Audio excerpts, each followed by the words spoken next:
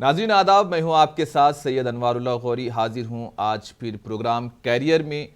जैसा कि आप सब जानते हैं कि हमने पिछला एक प्रोग्राम किया था और इस प्रोग्राम में हमने कैरियर में नीट नोटिफिकेशन के बारे में जो सवालात थे, यानी कि जो नीट का इम्तिहान है उसे किस तरह से, यानी कि फॉर्म दाखिल करने के लिए कौन सी एहतियाती तदाबीर इख्तियार करनी चाहिए और किन चीज़ों से, किन गलतियों से, किन कोताहियों से हमें बचना चाहिए, तमाम तफसीलात हमने आपको बताई थी। और उस वक्त हमारे साथ स्टूडियो में मौजूद थे जनाब अब्दुल रब आरिफ साहब, जो तेलंगाना और आंध्र प्रदेश के मेडिकल काउंसलिंग एक्सपर्ट हैं, और आज भी इस वक्त वो हमारे साथ स्टूडियो में मौजूद हैं। और आज भी हम इसी ताल्लुक़ से कुछ अहम जो सवालात हैं इस ताल्लुक़ से हम बात करेंगे। तो सबसे पहले मैं हमारे मेहमान का इस प्रोग्राम में इस्तकबाल करता हूँ। सर, आपका इस्तकबाल है बहुत बहुत जी। तो नाज़रीन, प्रोग्राम को आगे बढ़ाते हैं। जैसा कि हमने अपने पिछले प्रोग्राम में नीट नोटिफिकेशन के आने के बाद में फॉर्म को किस तरह से फिल करें और किन चीज़ों का ख्याल रखें, तमाम चीज़ों से हमने आपको वाकिफ़ करवा दिया था, और कुछ चीज़ें बाकी रह गई थी और उन तमाम चीज़ों को आज हम उजागर करेंगे और अब हम आपके सामने उस तमाम चीज़ों को पेश करेंगे। तो सर, हमने लास्ट टाइम पे बात की थी कि तेलंगाना जो नोटिफिकेशन आया है तो फॉर्म किस तरह से फिल करें। आपने तमाम चीज़ें बखूबी अच्छी तरह से समझा दी हैं, लेकिन सवालात कुछ रह गए थे। उन सवालात के हम जवाबात लेंगे कि हमारी जो बात वहाँ पे ख़त्म हुई थी, तेलंगाना के जो सेंटर्स हैं और बैरून ममालिक के जो सेंटर्स हैं, तो वो कितने हैं? अच्छा, हाँ, हमने तफसीलात नहीं बताई थी। देखिए, तेलंगाना में दरअसल जो एग्जामिनेशन सेंटर्स इस वक्त डिक्लेयर किए गए हैं वो हैं 20। अच्छा। और इस साल इत्तेफाक से जो है ना 3 सेंटर्स को वो लोग निकाल दिए हैं, जिसमें आसिफाबाद है, मेदक है और विखाराबाद है। ये 3 सेंटर्स को उन्होंने निकाल दिया। जो पिछले साल थे, इस साल उसको कम कर दिया गया है। अब इस साल जो सेंटर्स हैं, हैदराबाद के बच्चों के ताल्लुक से तो मैंने बता दिया था कि वो जो है ना करीब के जो उनके 4 सेंटर्स हैं, जिसमें हयात नगर है, मेडचल है, संगारेड्डी है और हैदराबाद सिकंदराबाद जो है ना, इनको सेलेक्ट करें ताकि उनको जो है ना वहाँ अपने सेंटर्स में, एग्जामिनेशन सेंटर्स को पहुँचने में आसानी हो सके। इसके हटकर अदर डिस्ट्रिक्ट्स में जो सेंटर्स हैं उनके जो तफसीलात हैं वो कुछ यूँ हैं कि हैदराबाद सिकंदराबाद तो अपनी जगह है ही, उसके बाद करीमनगर है, खम्मम है, वरंगल है, संगारेड्डी मैंने बता दिया, और महबूब नगर है, हयात नगर है, वो भी बता चुका मैं, आदिलाबाद है, भूपालपल्ली है, गदवाल है, जगतियाल है, जनगांव है, कोत्तागुड़म है, महबूबाबाद है, मंचिरियाल है, मेडचल है, नलगुंडा, निज़ामाबाद, सिद्दीपेट, सूर्यापेट। इस एतबार से ये 20 सेंटर्स हैं। तो जो बच्चे जहाँ पर भी करीब अपने आप को महसूस करते हैं वो लोग वो सेंटर्स को जो है ना ऑप्ट कर सकते हैं। ये तो खैर हमने जो है ना बरसरे राह बता दिया है, नोटिफिकेशन में खुद इन सेंटर्स का जो है ना इंडिकेशन किया हुआ है। तो लोग अगर जो बच्चे अगर हमारे टीवी से जो है ना हासिल नहीं कर सके हैं, वो नोटिफिकेशन में जो है ना वेब ओपन करके भी सेंटर्स का जो है ना तेलंगाना सेंटर्स के लिए अगर ओपन कर ले ये मालूम हो जाएगा, उनको मालूम हो जाएगा। अब इनसे हटकर अदर कंट्रीज की जो आपने बात की, इंडिया से हटकर इस पिछले साल तक करीब पिछले साल से जो है ना जो NRIs हैं हमारे बच्चे जो बाहर रहते हैं उनके लिए बड़ी सहूलत हुई है। वरना पहले होता था कि उनको यहाँ आ जाना पड़ता था। फॉर्म फिलिंग से लेके पूरा एडमिशन प्रोसेस ख़त्म हो गए, कॉलेज में एडमिशन लेने तक उनको इंडिया में रहना पड़ता था। अब ये सहूलत उनको जो है ना NTA ने पहुंचाई है कि उनको सिर्फ एडमिशन में कॉलेज में रिपोर्ट करते वक्त ही इंडिया को आना है।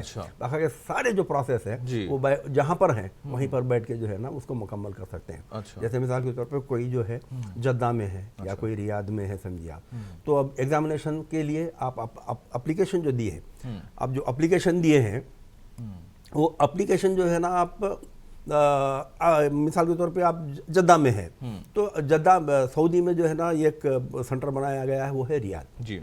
तो आप अपना जो सेंटर है ना उसको ऑप्ट कर सकते हैं, रियाद को ऑप्ट कर सकते हैं। उसी एतबार से UAE के लिए दुबई है और अबू धाबी है। तो इस एतबार से आपको यहाँ पर आने की कोई ज़रूरत नहीं है, आप ऑनलाइन वहीं पर बैठ के जो है ना अप्लाई कर सकते हैं।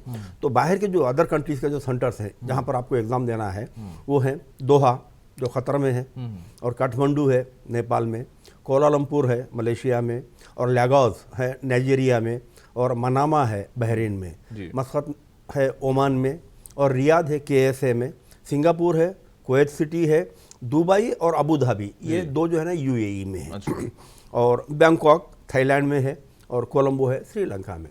तो इतनी कंट्रीज में अगर कोई एनआरआई इंडियन बच्चे हैं, तेलंगाना का ही होना ज़रूरी नहीं है, आप इंडियन भी अगर हैं, तो आप ये पूरे जो है ना वहीं पर रह के एप्लीकेशन फिलअप करने से लेकर एग्ज़ाम देने तक, पूरे आपके जो है ना रिजल्ट आने के बाद आपकी लिस्ट बनने तक, जब तक आपको, अच्छा यहाँ पर भी अगर जब आपका यानी फाइनल लिस्ट बन गई, ऑल इंडिया लिस्ट बन गई, ऑल इंडिया लिस्ट बनने के बाद में आप जिस यानी स्टेट में अपने आप को अप्लाई करना चाहते हैं, तो उस स्टेट की यूनिवर्सिटी के वेबसाइट को आप देखते रहिए। जैसे वेबसाइट से जो है ना आपको डिक्लेरेशन आ जाएगा नोटिफिकेशन का, तो आप वहीं पर बैठकर एप्लीकेशन अपलोड कर सकते हैं, वहाँ का रजिस्ट्रेशन। अब मिसाल के तौर पर तेलंगाना का जो है ना KNRHS के तहत हम आते हैं, जब KNRHS का नोटिफिकेशन जारी हो जाएगा, तो जो बच्चा अभी मैंने कहा कि जो जद्दा में है या रियाद में है, तो वहीं पर बैठ के अप्लाई कर सकता है। अच्छा। अपना सर्टिफिकेट भी वहीं से अपलोड कर सकता है। आपको यहाँ पर आना कब होगा? जिस वक्त आपको एडमिशन दिया जाएगा और आपके मोबाइल पर जो है ना कॉलेज का नाम दे दिया जाएगा और डेट दी जाएगी कि ये डेट ये टाइम में जो है ना आपको फलां कॉलेज में रिपोर्ट करना है, तो तब आपको यहाँ पर आके अपने ओरिजिनल सर्टिफिकेट के साथ फीस के साथ जो है ना उस कॉलेज में रिपोर्ट करना पड़ेगा, तो आपके सर्टिफिकेट तो वहाँ पर वेरीफाई होंगे। तो ये बाहर के बच्चों के लिए बड़ी सहूलत हुई है। ठीक है। एनआरआई बच्चों के लिए एक बात और आपको मैं बताता चलूं कि बहुत सारे जो सवाल मुझे आते हैं कि साहब हमारा बच्चा जो है 9th तक, यहाँ पे कुछ लोग जो है ना गलतफहमी का शिकार भी बना दिया है एनआरआई को। अच्छा। जाहिर है कि हर आदमी अपने अपने हिसाब से बात करता है। रूल्स एंड रेगुलेशंस ये कहते हैं कि लोकल कैंडिडेट आप कहलाने के लिए, मिसाल के तौर पर तेलंगाना की बात लेकर चलता हूँ, अगर आपको तेलंगाना में लोकल स्टेटस हासिल करना है तो आपका जो कैंडिडेट है वो 6th to 12th अच्छा। यहाँ पर तेलंगाना के स्टेट में under the vicinity of Osmania university, Osmania university की जो विसिनिटी है तेलंगाना स्टेट में, किसी भी गांव में, किसी भी कस्बे में, किसी भी तालुके में या मंडल में या शहर में, कहीं पर भी जो है ना 6th to 12th कंटिन्यूअस अगरचे पढ़ा है, अच्छा। मतलब 7 साल अगरचे वो कंटिन्यूअस पढ़ा है, तब ही वो यहाँ का लोकल कैंडिडेट है। अच्छा। अगर 6 महीने भी वो जो है ना डिसकंटिन्यू किया है तो फिर वो लोकल स्टेटस से हट जाएगा। तो अब कुछ लोगों का यानी गलत फहमी क्या है, मालूमात की कमी की वजह से हो सकता है। तो किसी ने एनआरआई बच्चों को कह दिया कि साहब अगर आपके बच्चे को अगर आप 9th 10th 11th 12th यहाँ पर पढ़ा देंगे, मतलब तेलंगाना में पढ़ा देंगे, तो यहाँ के लोकल हो जाएंगे। अच्छा। तो वो जो है ना एक रॉन्ग इंप्रेशन है। वो जो 4 साल का मामला है वो prior to bifurcation of Andhra Pradesh जो था ना हमारा, तेलंगाना और आंध्र प्रदेश जब बाइफर्केट हुआ तो हमारे पास जो है ना 3 यूनिवर्सिटीज़ है, OU, AU and SVU। OU तो हमारा तेलंगाना का है, आंध्रा का जो है ना AU है, और रायलसीमा का जो है श्री वेंकटेश्वरा यूनिवर्सिटी है। तो ये जो 3 यूनिवर्सिटी की विसिनिटी में जो बच्चे पढ़ते थे, जाहिर है कि उनके वालिदैन की मुलाजिमत की तबादला होने की वजह से, उसकी वजह से जो है ना अगर वो लोग हट गए हैं यहाँ से, तो जिस मुकाम पर वो 4 साल पढ़े, अच्छा, 9th 10th 11th 12th, मिसाल के तौर पे हैदराबाद में कोई बच्चा 9th 10th 11th 12th पढ़ा है जी, और ये जो है ना 1st to 8th विजयवाड़ा में पढ़ के आया है, तो वो तेलंगाना का लोकल क्लेम कर सकता है। ये उनके लिए है, एनआरआई के लिए नहीं है। अच्छा। एनआरआई के लिए आपको जो है ना 6 to 12th तो वो लोकल कहलाएंगे। अच्छा। अब फर्ज कीजिए वो नहीं किए हैं, तो अगर 12th तक भी वो बाहर ही पढ़े हैं, मिसाल के तौर पर जद्दा में पढ़े हैं या अबू धाबी में पढ़े हैं या दुबई में कहीं पर भी पढ़े हैं, तो 1st to 12th अगर वो पढ़े हैं तो उनको लोकल स्टेटस लेने के लिए एक फैसिलिटी हमारा KNRHS ने दिया है, Kaloji Narayan university of health sciences जो वरंगल की है, वो ये दिए हैं कि जिस कैंडिडेट के पेरेंट्स में फादर और मदर दोनों में से कोई एक अगर तेलंगाना स्टेट में माइग्रेट होने से पहले, अब जाहिर है कि जब आप बाहर गए हैं तो मुलाजिमत के सिलसिले में गए होंगे, तो तालीम जो है तो ये वो तो यहीं पर हासिल किए होंगे ना, तो अगरचे आप वालिद या वालिदा कैंडिडेट के 10 साल या 10 साल से जायद तेलंगाना स्टेट में मुकीम रहे हों, अच्छा, यहाँ पर क़ियाम किए हुए हों, तो वो लोग जो है ना यहाँ के MRO से एक रेसिडेंस सर्टिफिकेट लेना पड़ेगा, जो ये सर्टिफाई करेंगे कि mister so and so, son of so and सो, बच्चे के यानी दादा का नाम आएगा। अच्छा। क्योंकि बच्चे के नाम पे सर्टिफिकेट इशू नहीं होगा। अच्छा। बच्चे के वालिद के या वालदा के नाम पे इशू होगा सर्टिफिकेट। तो ये resided in the area of Telangana from so and so year to so and so year which is 10 or more years. अगर ये रेसिडेंस सर्टिफिकेट इनके पास आ जाता है, और अगरचे ये बच्चे, अब यहाँ पे कंडीशन ये है लोकल स्टेटस गेन करने के लिए कि आपके पास रेसिडेंस सर्टिफिकेट तो है सही, लेकिन आपका कंसिडरेशन मेरिटोरियस 15% में होगा। मेरिटोरियस 15% के माने ये हुए कि ऊपर के जो 15% है ऊपर के लिस्ट में, वो 15% में बच्चे को मेरिट में आना पड़ेगा। नीचे अगर जाएंगे तो आपको नहीं मिलेगा, फिर लोकल के लिए जो है ना उसको दिया जाएगा। तो इसके लिए क्या है मालूम है, बच्चों को थोड़ा अच्छा पढ़ना पड़ेगा। एनआरआई के जो बच्चे हैं उन लोगों को, और अगर उनके पास रेजिडेंस सर्टिफिकेट है तो अब जैसे कुछ लोग पूछते हैं साहब 15% समझ में नहीं आई हमारे को बात, तो जाहिर है कि आप एक 5000 की लिस्ट बनी है तो उसका 15% निकाल लीजिए।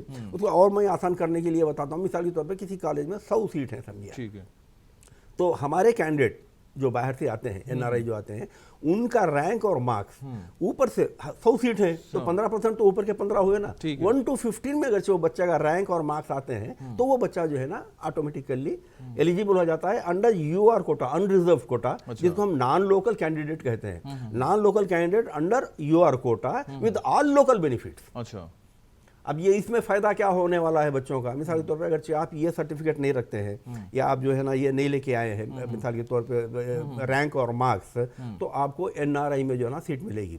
और एनआरआई की हमारे पास जो फी है पर ईयर वो बिटवीन 25 और 29 लाख है। काउंसलिंग में जो सबसे पहले प्रेफरेंस दिया जाता है वो एनआरआई के स्टूडेंट्स को दिया जाता है या फिर लोकल के? जी नहीं, लोकल एनआरआई दोनों आते हैं। जैसे मैं आपको बताया ना 1 to 15%, अब ये जो प्रेफरेंस है ये 1 to 15 में नॉन लोकल भी आ जाएंगे एज पर मेरिट, लोकल भी आ जाएंगे एज पर मेरिट, और अनरिजर्व्ड भी आ जाएंगे एज पर मेरिट। अनरिजर्व कौन है? ये जो 3 यूनिवर्सिटी के मैंने बताया ना आपको, आंध्रा, श्री वेंकटेश्वर और उस्मानिया के, ये 3 यूनिवर्सिटी के बच्चे भी आ जाएंगे। लेकिन जो 16 to 100 जो 85% है उसमें अगर ये लोग आते भी हैं तो इनको हटा के लोकल बच्चों से भरा जाएगा जो इनको नीचे से लिया जाएगा। तो एनआरआई के लिए मैनेजमेंट कोटा कुछ अलग है? जी अलग है, वो लिए और तेलंगाना वहां पर भी आता हूं मैं। तो मैं एनआरआई के लिए बता रहा था मैं आपको कि अगर आप रेसिडेंस सर्टिफिकेट नहीं रखते हैं तो आपको एनआरआई कोटा में जो है ना सीट लेनी पड़ेगी। तो वो सीट जो होती है, अगर आप नॉन माइनॉरिटी में जाते हैं तो 23 से 25 लाख की है। अच्छा। और अगर आप मुस्लिम माइनॉरिटी में जाते हैं तो 29 लाख, 28 लाख, 29 लाख की सीट है। तो अब जाहिर है कि हर पेरेंट इतना बर्दाश्त नहीं कर सकते। अगर वो लोकल में आ जाता है, एनआरआई की बात, एनआरआई बच्चे, एनआरआई की जो सीट है जिसको हम सी कैटेगरी कहते हैं। अभी आप मैनेजमेंट की जो बात छेड़े हैं, तो मैनेजमेंट में हमारे पास 2 कैटेगरीज हैं। एक है बी कैटेगरी और एक है सी कैटेगरी। बी कैटेगरी जो होती है वो जो है ना 14 लाख 14.5 लाख ये मुस्लिम माइनॉरिटी के पर साल पर ईयर है।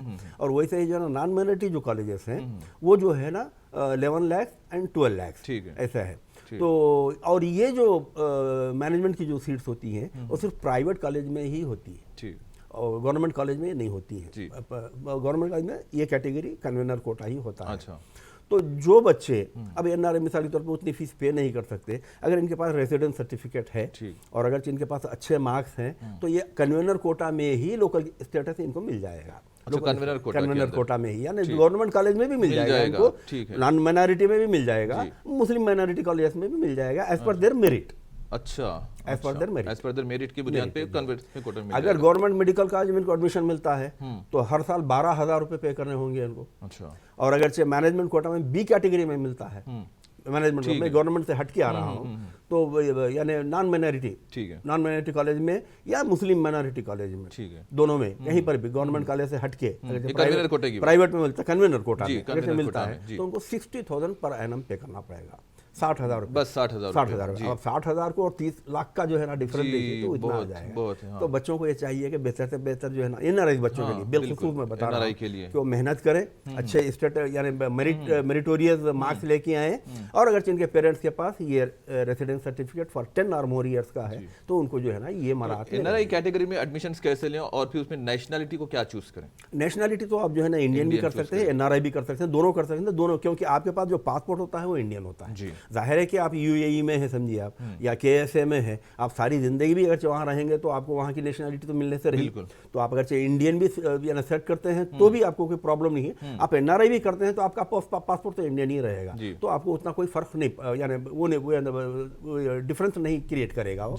तो आप दोनों में से कोई भी सेलेक्ट कर सकते हैं, लेकिन आप कहलाएंगे NRI candidate with local status benefits. अच्छा। तो ये आपको जो है ना वो बेनिफिट्स मिलेंगे। तो काउंसलिंग के वक्त ऐसी कोई परेशानी, अगर एनआरआई के इसमें कैटेगरी को चूज कर लिया जाए तो काउंसलिंग के वक्त क्या ऐसी कोई परेशानी होगी, यानी कि कोई कोटे से कुछ बाहर हो जाएंगे कि आप एनआरआई कोटे में हैं? नहीं, ऐसा कुछ नहीं। अगर आप रेसिडेंस सर्टिफिकेट सबमिट नहीं करते हैं। आपने कहा, बड़ी अच्छी बात कही। लास्ट ईयर जो है ना कुछ बच्चों को जो है ना ये डिफिकल्टी फेस हुई है क्योंकि उनके पास रेसिडेंस सर्टिफिकेट नहीं था। अच्छा। और उन लोगों वो लोग जो है ना मैनेजमेंट कोटा में बी कैटेगरी के लिए अप्लाई कर दिए थे। अच्छा। तो अब वो वहाँ पर जाने के बाद वो लोग बोले भाई आप मेरिटोरियस कैंडिडेट जरूर हैं लेकिन आपके पास रेसिडेंस सर्टिफिकेट नहीं है, तो हम आपको जो है ना बी कैटेगरी में कंसिडर नहीं कर सकते। तो बी कैटेगरी में मैं आपको फीस बताया ना, अगर बी कैटेगरी में बच्चों को मिलता है तो मुस्लिम माइनॉरिटी में 14 लाख 14.5 लाख और नॉन माइनॉरिटी में मिलता है तो 11 लाख एंड 12 लाख। तो ये बेनिफिट आपको नहीं मिलेगा, फिर आपको एनआरआई कैंडिडेट के में ही ट्रीट किया जाएगा।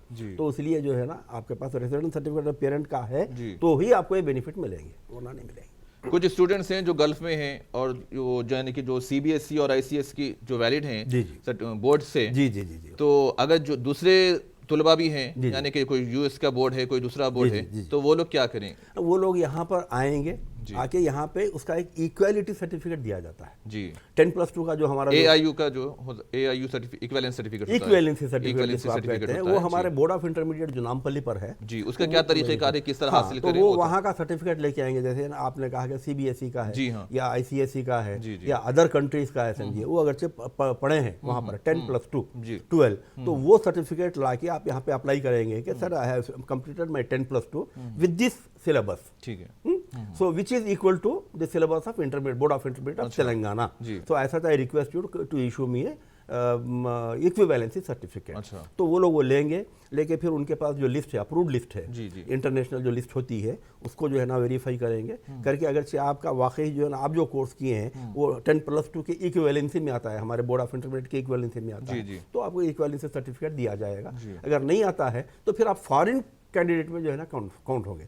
और फॉरेन कैंडिडेट का हमारे पास जो है ना 2% का रिजर्वेशन है। अच्छा। पहले अभी तो 1% कर दिया गया है तो ये 1% मिसाल तौर पे 5000 सीट हमारे पास है, समझिए। तो इक्विवेलेंस सर्टिफिकेट के साथ कोई सपोर्टिंग डॉक्यूमेंट भी लगाने पड़ते हैं? जाहिर है, पूरे स्टडी सर्टिफिकेट रहेंगे ना, आपका बोनाफाइड रहेगा, आपका वहाँ का पास किया हुआ सर्टिफिकेट रहेगा, आपका वहाँ का ट्रांसफर सर्टिफिकेट रहेगा, एम्बेसी का सर्टिफिकेट रहेगा, आपकी कम्युनिटी का सर्टिफिकेट रहेगा। अगर आप मुस्लिम है तो आपको माइनॉरिटी सर्टिफिकेट देना जरूरी है, क्योंकि हमारे पास जो मुस्लिम माइनॉरिटी कॉलेजेस है उसमें मुस्लिम माइनॉरिटी सर्टिफिकेट का रखना कंपलसरी है। वो ये प्रूफ करने के लिए कि दो आपके ट्रांसफर सर्टिफिकेट में जो है ना आपके रिलीजन और कम्युनिटी लिखी हुई रहती है, फिर भी जो है ना यहाँ पर एक वो लगा दिया गया है, कंडीशन लगा दिया गया है कि every Muslim candidate should obtain a Muslim minority certificate. पहले तो जो है ना स्कूल के सर्टिफिकेट को एक्सेप्ट कर ले रहे थे जो head of the institution issue करता है, लेकिन अब मैं सुना कि लास्ट ईयर से जो है ना कुछ कॉलेजेस एक कंडीशन लगा दें कि आपको एमआरओ से ही लाना पड़ेगा मुस्लिम माइनॉरिटी सर्टिफिकेट। एक्चुअली उसकी जरूरत नहीं है। Even a candidate who is having a transfer certificate with religion they can give self declaration also. क्या आप लिख के दे सकते हैं कि मेरा नाम ये है, मेरे वालिद का नाम ये है और मेरा जो रिलीजन है वो इस्लाम है और मैं मुस्लिम माइनॉरिटी को बिलोंग करती हूँ, सेल्फ डिक्लेरेशन दे सकते हैं। लेकिन अब जाहिर है कि कुछ कॉलेजेस वाले जो है जानबूझकर आपको प्रॉब्लम क्रिएट करना चाहते हैं, तो वो इक्वल सर्टिफिकेट की जो कुछ फीस लेते हैं ये लोग, क्या नॉमिनल फीस होती है, क्या तरीकेकार है? आपको ई सेवा में जो है ना पेमेंट करना पड़ेगा वहाँ पर, वो करके वो जो चालान होता है ना वो उसको एनक्रोच करना पड़ेगा आपको एप्लीकेशन के साथ। तो फिर आपका जब जिन दिन आपका सर्टिफिकेट रेडी हो जाएगा, आपको जो आप जो कॉन्टैक्ट नंबर देंगे उसके ऊपर मैसेज आ जाएगा, आप जाके वहाँ से या मी सेवा से भी आप उसको जो है ना डाउनलोड कर ले सकते हैं। अच्छा। ये इक्विवेलेंस सर्टिफिकेट वो आप लगा देंगे तो आपको जो है ना यहाँ पे कंसिडर किया जाएगा। अच्छा। ये जो फाइनल राइट्स होते हैं एडमिशंस के, तो ये एमसी के पास में होते हैं या फिर कॉलेज के पास? जी, ऑल इंडिया कोटा के जो होते हैं वो एमसीसी के पास है। अच्छा। मेडिकल काउंसलिंग कमेटी जो है ना वो उनके पास है, जो ऑल इंडिया कोटा फिलअप करती है। और जो लोकल जो हैं यानी सिलेक्शन वो हर स्टेट की यूनिवर्सिटी खुद करती है। अच्छा। तो जाहिर है कि हमारे पास या आंध्रा में आप जाएं तो पहले एनटीआरयू कहलाता था, अभी उसको YSR university of health sciences कर दिया गया है। तो वो लोग जो है ना वो नोटिफिकेशन भी वो लोग अलग से जारी करेंगे, उनके टर्म्स एंड कंडीशंस अलग है, वो लोग जो भी आने आपसे पूछते जाएंगे वो आपको देना पड़ेगा और आपका एडमिशन भी उन्हीं के कंडीशंस एंड रूल्स के तहत होगा। ऑल इंडिया कोटा का जो है वो एमसीसी फिलअप करती है। तो ये तो रही बात एनआरआई की। अब हम ये सवाल करूंगा कि क्या दूसरे स्टेट के तुलबा अगर तेलंगाना के बड़ा अच्छा सवाल है, बहुत अच्छा सवाल है। ये सब हमारे इंडिया में जो है ना कुछ स्टेट्स हैं, ऐसे स्टेट्स हैं जो closed states and open states में। अच्छा। तो तेलंगाना हमारा जो है ना ओपन स्टेट में आता है। अच्छा। तो ओपन स्टेट के माने ये हुए कि बाहर के जो स्टेट के बच्चे हैं जो तेलंगाना के नहीं हैं और आंध्र प्रदेश, तेलंगाना आंध्र प्रदेश आज भी जो है ना 10 ईयर्स के लिए उसी एग्रीमेंट में हम लोग एक दूसरे से मिले हुए अलग नहीं हुए हैं for the purpose of education. तो ये जो 10 साल का जो मामला है 23 तक 2020 ये साल गालिबन लास्ट रहेगा, अगर से अनलेस रिन्यूड रिन्यू होता है तो फिर आगे जाएंगे हम।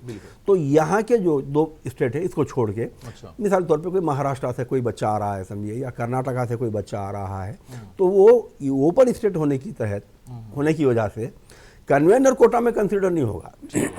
ओपन स्टेट कन्वेनर कोटा के लिए नहीं है। ठीक है। कुछ बच्चे का कहना है नहीं साहब आपका तेलंगाना स्टेट ओपन है ना, तो आपको कन्वेनर कोटा में हमको मिलना चाहिए। तो कन्वेनर कोटा की जो नोटिफिकेशन जारी हो जिसको हम CQ कहते हैं, अच्छा, वो नोटिफिकेशन में खुला नीचे लिखा हुआ है, candidates from other states are not permitted to participate in this counselling. अच्छा, उसमें नोटिफिकेशन में खुला लिखा होता है। तो ये लोग कहाँ पर एलिजिबल है? मैनेजमेंट कोटा के लिए, जिसमें हम B कैटेगरी कहते हैं। अगर उनके पास जो है ना B कैटेगरी नहीं है, वो भी बाहर के रहने वाले हैं, तो फिर वो NRI कोटा में ही आएंगे। NRI कोटा के लिए तो कोई कंडीशन नहीं है, आप इंडिया में कहीं पर भी जो है ना जाके एज ए NRI जो है ना क्लेम कर सकते हैं। तो B कैटेगरी में इससे पहले लास्ट ईयर से पहले तक, अब यूँ समझिए कि उसका रीज़न भी मैं ही हूँ, क्यों डॉक्टर हमारे हरीश राव साहब जो मिनिस्टर हैं, सिद्दीपेट में जब मेरा सेमिनार था तो वो उसके चीफ गेस्ट थे, तो उनके सामने मैंने मारूदा पेश किया कि साहब हमारे तेलंगाना बच्चों का जहाँ ओपन स्टेट होने की वजह से जो कम मार्क्स लाए हैं बच्चे, मैनेजमेंट कोटा में का नुकसान हो रहा है। तो GO नंबर 42 के तहत जो है ना, अगरचे आप इसको क्लोज तो नहीं कर सकते, क्योंकि इसको तो जो है ना पार्लियामेंट में जो है डिसीजन लेना पड़ेगा, लेकिन जो आपके हाथ में हो तो कर सकते हैं। तो हमारे पास रूल ये कहता है कि अदर स्टेट के ना, या अनरिजर्व कोटा या नॉन लोकल हम जो कहते हैं, वो आप 15% कंसिडर कर सकते हैं। लोकल जो बच्चे हैं उनके लिए 85% जो है ना आप रिजर्वेशन दे सकते हैं। तो फिर वो उसको यानी सेक्रेटरी से बात की, क्या है पता नहीं, 2 दिन ये अमली जामा पहनाया गया और 2 दिन में उसका GO भी जारी होगा 131 और 135। तो जिसके अब हो ये रहा है कि B कैटेगरी में मिसाल के तौर पर 100 सीट्स हैं समझिए B कैटेगरी में, तो 100 में 15 सीट्स जो है हम बाहर के बच्चों को देंगे, चाहे वो औरंगाबाद से आने दीजिए, चाहे अदर स्टेट रायचूर से आने दीजिए, केरला से आने दीजिए, चाहे कहीं से भी 15 देंगे हम उसमें सीट। 85 जो सीट हैं वो हमारे बच्चों को भरा जाएगा जो तेलंगाना के है। तो 85 के अंदर जो NRI के कोटा जो रहेगा, NRI वो 15 में जाएंगे, वो 15 में जाएंगे, अनरिजर्व्ड, नॉन लोकल और रिजर्व भी जाएंगे। 15 में अदर स्टेट के जाएंगे, अदर कंट्रीज के भी जाएंगे।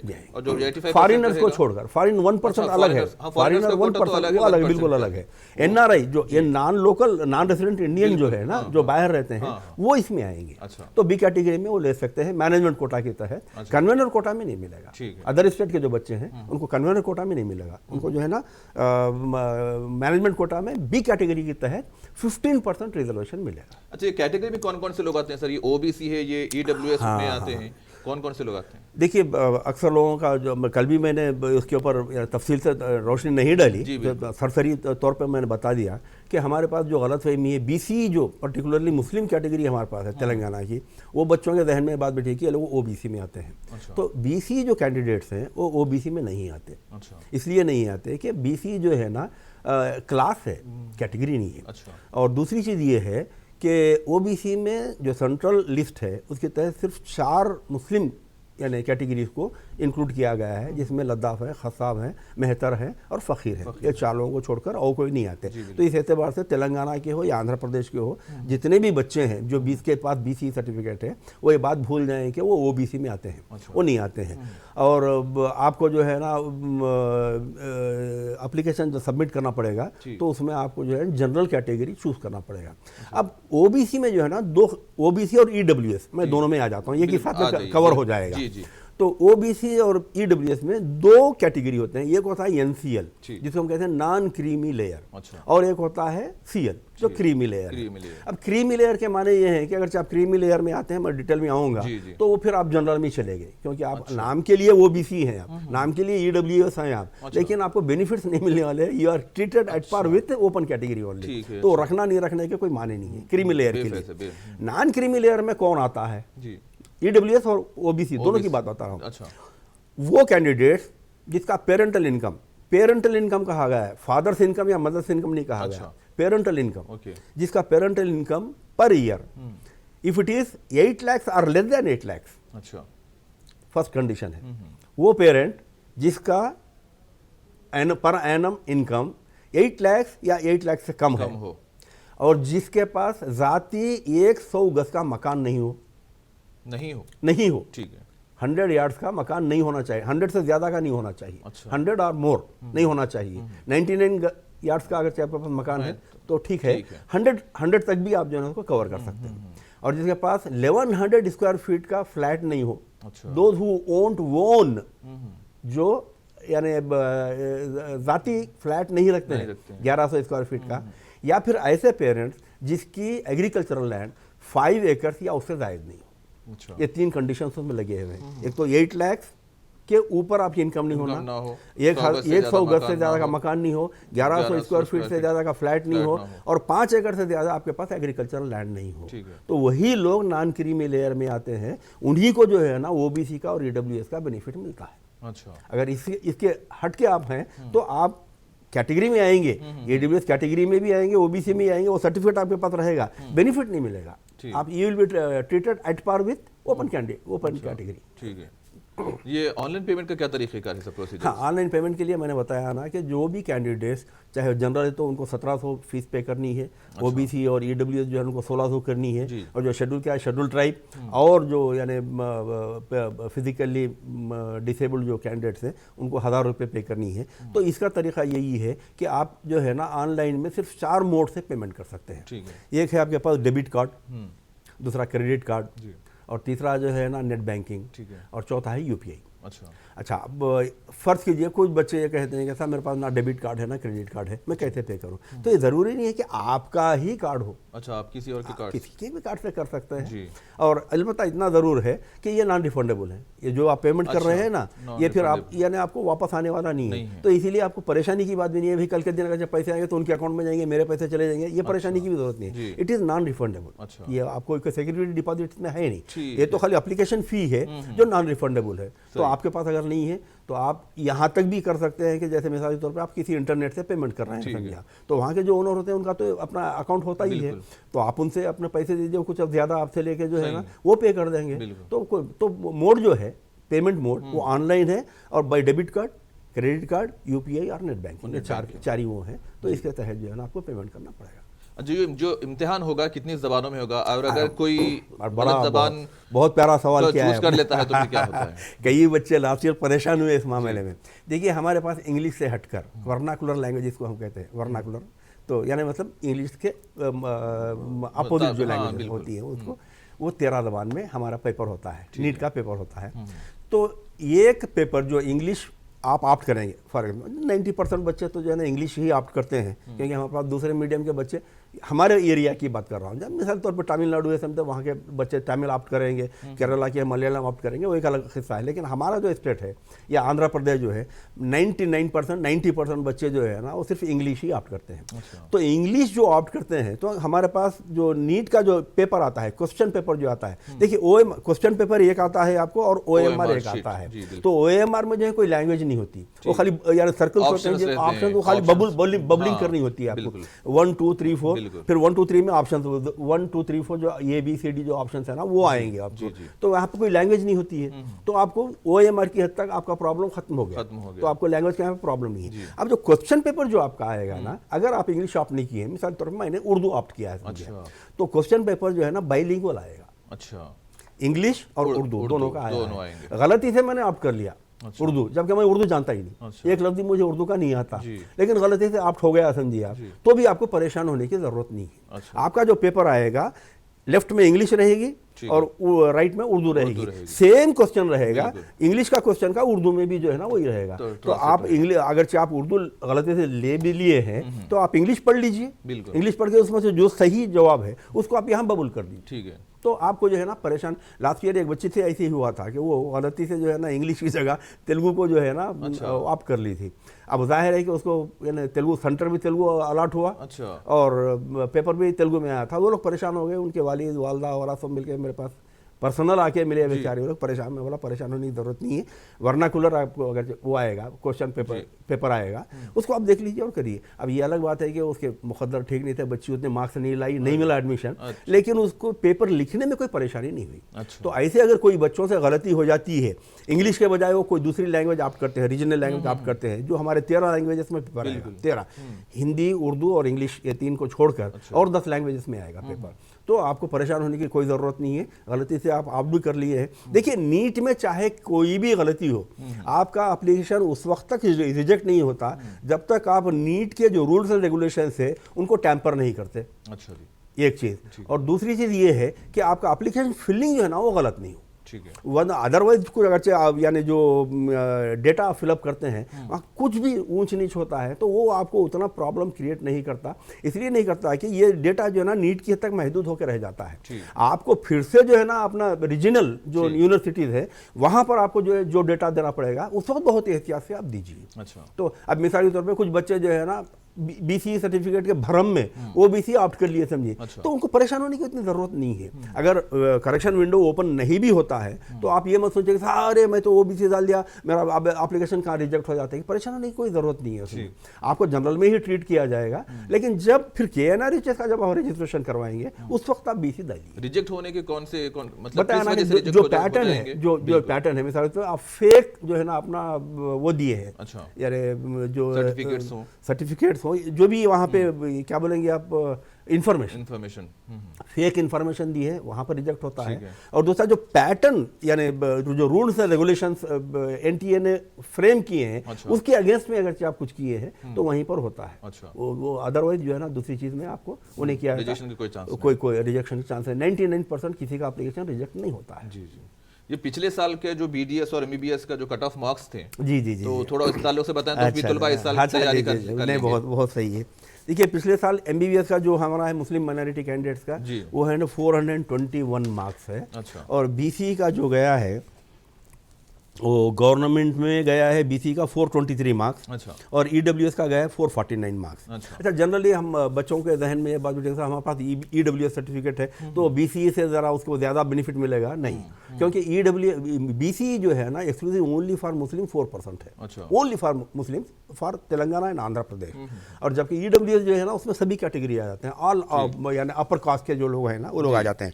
तो EWS और नॉन माइनॉरिटी में जो गया है वो BCE का जो है ना 422 मार्क्स है। अच्छा। और EWS का जो है ना 449 मार्क्स है। और मुस्लिम माइनॉरिटी में जो गया 421 मार्क्स है। मुस्लिम माइनॉरिटी में तो आपका EWS BCE ये कुछ होता ही नहीं है क्योंकि वो यू शुड ओनली बी ए मुस्लिम। तो ये MBBS का कट ऑफ था। MBBS का गवर्नमेंट का जो है ना BCE का 423, नॉन माइनॉरिटी का 422, मुस्लिम माइनॉरिटी का आयान का जो है ना 421 मार्क्स ये है। और EWS का जो है ना 449 है, 449 दोनों में भी, गवर्नमेंट में भी और प्राइवेट। अब अल्लाह का फजल ये है तेलंगाना के बच्चों को बड़ा बेनिफिट मिल रहा है कि गवर्नमेंट कॉलेज बहुत ओपन हो गए हैं हमारे पास।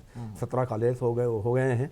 और फिर एक ESI कॉलेज है। और फिर इस साल हरीश राव साहब ने डिक्लेयर किया है कि 9 more government medical colleges are going to commence functioning. अभी इस साल से जो है ना और 9 जो है ना ज़्यादा आ जाएंगे। तो इस एतबार से मुस्लिम बच्चे बड़े जो ना किस्मत वाले हैं तेलंगाना के।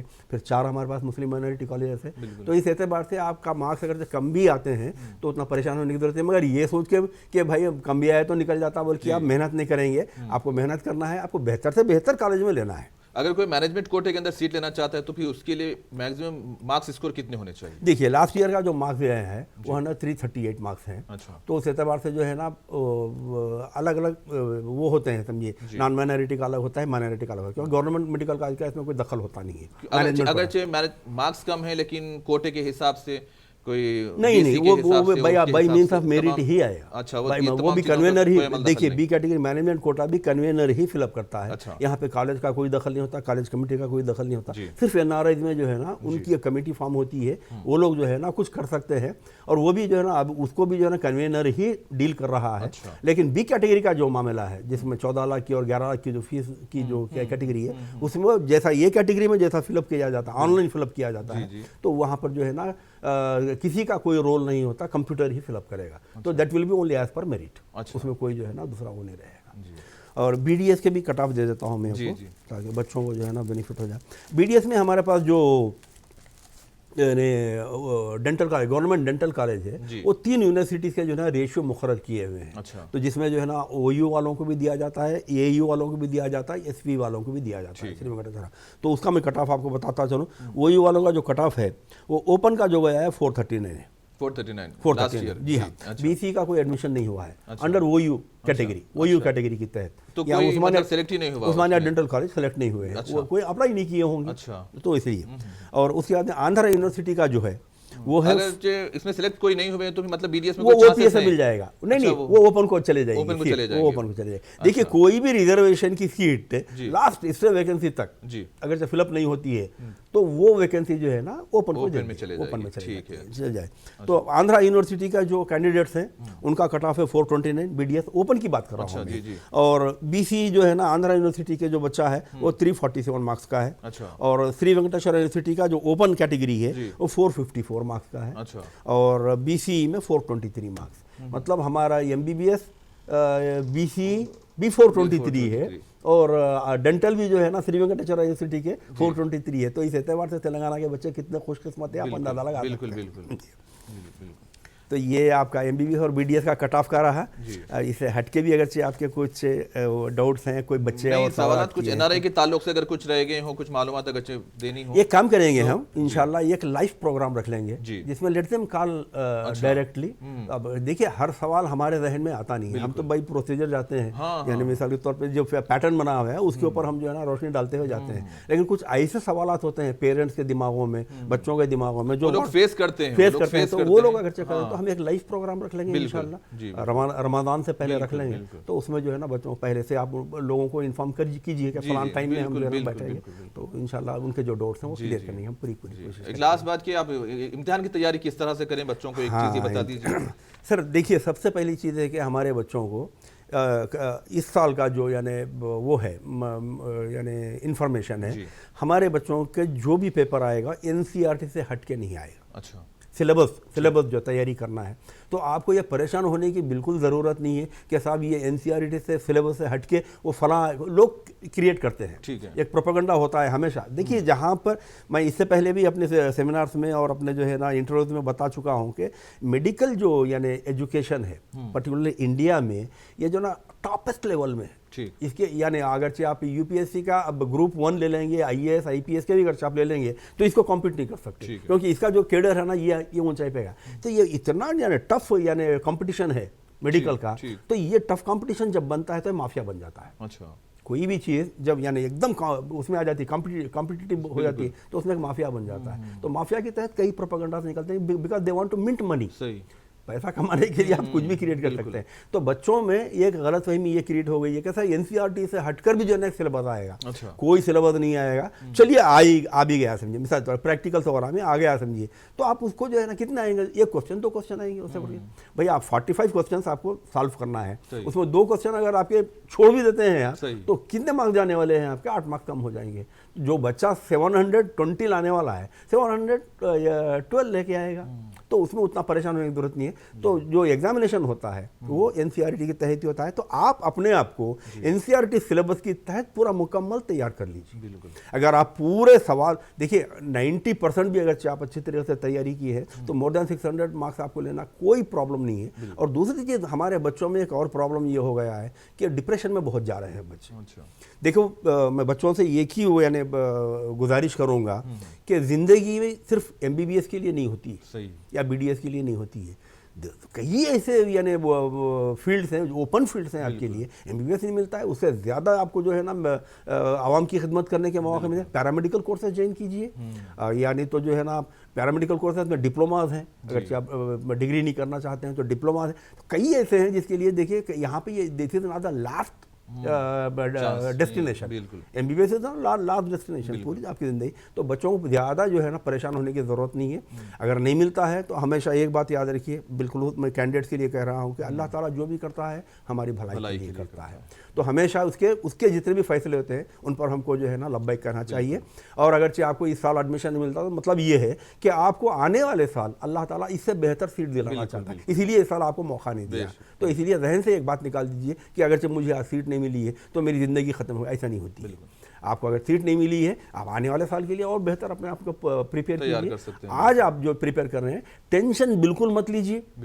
देखिए कोई भी चीज़ आप देखिए मिसाल के तौर पर मेरे कहीं जल्दी जाना है तो मैं कपड़े पहनने की कोशिश करूंगा तो उसमें और देर होती मेरी, पैर इधर चले जाता पैर उधर चले जाता। ये ना आप जितनी जल्दी करेंगे जितना टेंशन लेंगे उसमें वक्त और ख़राब होता चला जाएगा। बजाय उसके आप रिलैक्स होकर कीजिए, आपको कोई प्रॉब्लम नहीं आएगा। तो बच्चों से बिलखुसूस मेरी गुजारिश है आप एनसीईआरटी के ऊपर ही कॉन्सेंट्रेट कीजिए।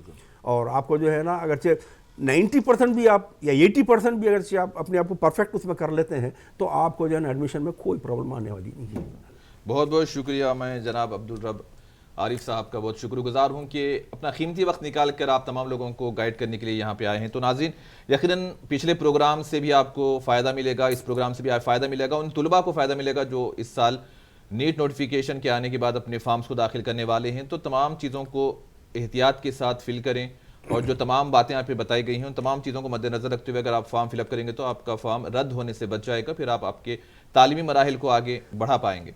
तो इसी तरह हमारे इस प्रोग्राम का भी अख्ताम होता है। मैं हमारे इस प्रोग्राम के अख्तामी मराहिल में आपसे विदा लेता हूँ। दीजिए इजाज़त। अल्लाह हाफ़िज़।